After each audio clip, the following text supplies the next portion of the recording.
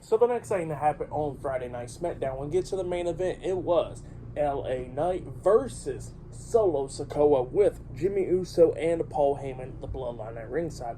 So yeah, we get to this match, and this match, it was a good one. LA Knight and Solo beating the hell out of each other, coming up near falls a lot of times in this match. Solo Sikoa kept on try to take care of the business, beating down Knight, but Knight starts coming back, hitting like a DDT onto Solo.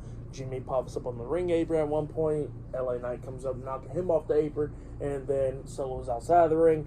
LA Knight starts beating the hell out of him outside of there, starts slamming his head multiple times up against the announce table, and then Knight turns around, and then all of a sudden AJ Styles came out of nowhere, jumping off the barricade with a phenomenal forearm onto LA Knight, laying him out outside of the ring, which caused a disqualification. So yeah, LA Knight defeated Solo Sikoa by disqualification, and then Styles is standing right there. Jimmy Uso comes up because Styles is clearing off the announce table like he's about to put Knight through the table, but then we did see Jimmy come up with a steel chair, and then he actually passes the steel chair off to Styles, and then Solo comes up and he looks at Styles. He goes like, "Take care of him. If you don't, I'm going to take care of you." Styles didn't took too kindly to that. Hit Solo in the stomach with the chair. Same for Jimmy Uso. Starts beating him down with the steel chair multiple times, and then we see Randy Orton coming out there, and then Orton starts going at it with Styles inside the ring, beating the hell out of him, going out there, slamming Solo on the announce table, letting him out, and then that's when Jimmy Uso was inside the ring.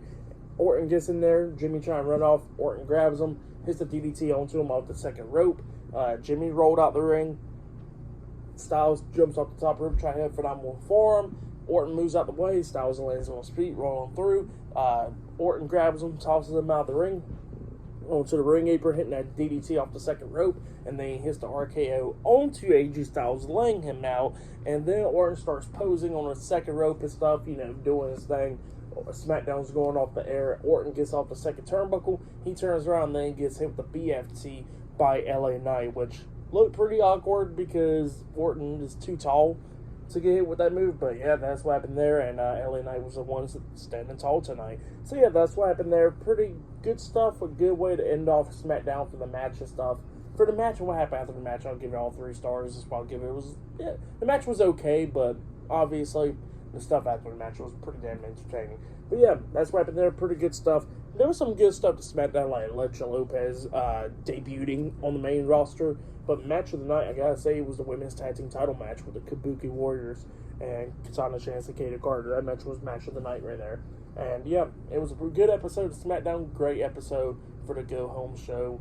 And yeah, I'll be talking about the Royal Rumble pay-per-view tomorrow night. So yeah, look out for that. And yeah, if you have any, go check out my predictions for the Rumble. I'll be talking about AEW Collision tomorrow night as well after the Rumble.